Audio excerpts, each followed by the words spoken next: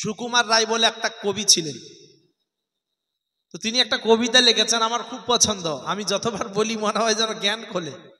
আপনারাও পড়েছেন, কিন্তু আমি যখন বলবো না মনে হবে না সত্যিই তো কথাগুলো কত সুন্দর বলে গেছেন। বিদ্যে বোঝাই বাবু মশাই চড়ি শখের বটে, মাঝিরে কোন বলতে পারি সূর্যি কেন ওঠে, চাঁদটা কেন বাড়ে কমে, জোয়ার কেন আসে, বৃদ্ধ মাঝি অবাক হয়ে ফেলফেলিয়ে হাসে। বাবু বলেন সারা জনম মরলি রে তুই খাটি, জ্ঞান বিনা তোর জীবন খানা চারিয়া নাই মাটি।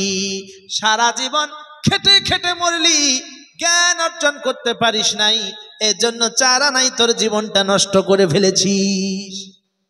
খানিক বাদে কহেন বাবু বলতো দেখি ভেবে, কেমনে আসে নদীর ধারা পাহাড় হতে নেবে, বলতো কেন লবণ পরা সাগর ভরা পানি, মাঝি সে কয় আরে মশাই অত কি আর জানি।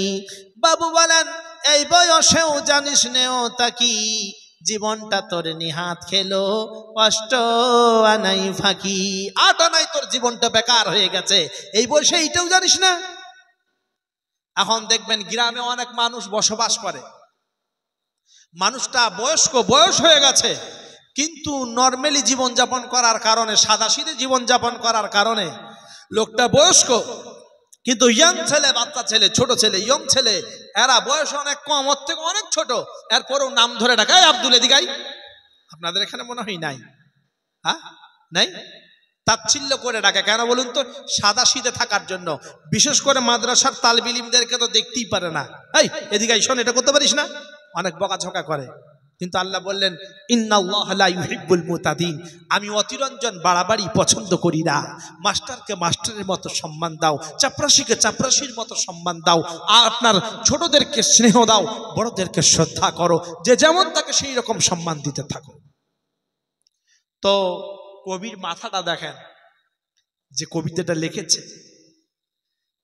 যে বাবু যখন এতগুলো প্রশ্ন করলো, বৃদ্ধ মাঝি যখন উত্তর দিতে পারছে না, তখন তাচ্ছিল্য করে বলছে, খানিক বাদে কহেন বাবু বলতো ওরে বুড়ো, কেন এমন নীল দেখা যায় আকাশের ওই চূড়ো, বলতো দেখি সূর্য চাঁদে গ্রহণ লাগে কেন, মাঝি সে কয় আমায় কেন লজ্জা দেছেন হেন। বাবু বলেন বলবো কি আর বলবো তোরে কিতা, দেখছি এখন জীবনটা তোর 12 আনাই বৃথা, তোর তো জীবন 12 আনাই বেকার হয়ে গেছে, তোরে কি বলবো, তোরে বলার কিচ্ছু নাই। এরপর মজার কথা, খানিক বাদে ঝড় উঠেছে, ঢেউ উঠেছে ফুলে, বাবু দেখেন নৌকো খানি ডুবলো বুঝি দুলে, মাঝির এখন কি আপদ পরে ও ভাই মাঝি, ডুবলো নাকি নৌকো এবার মরবো নাকি আজি। মাঝি সুদাই সাঁতার জানো, মাথা নাড়েন বাবু, মূর্খ মাঝি বলে মশাই এখন কেন কাবু, বাঁচলে শেষে আমার কথা হিসেব করো পিছে, তোমার দেখি জীবনখানা 16 আনাই মিছে। এই যাত্রা যদি তুমি ফিরে আসো, আমার কথা মিলিয়ে দেখবে তোমার জীবনটা 16 আনাই মিথ্যা। শুধু লেকচার দিলেই হবে না, শুধু লেকচার দিয়ে যাব আর আমল করবো না, আর আপনি শুধু শুনবেন আর আমল করবেন না, কোনো কাজে আসবে না।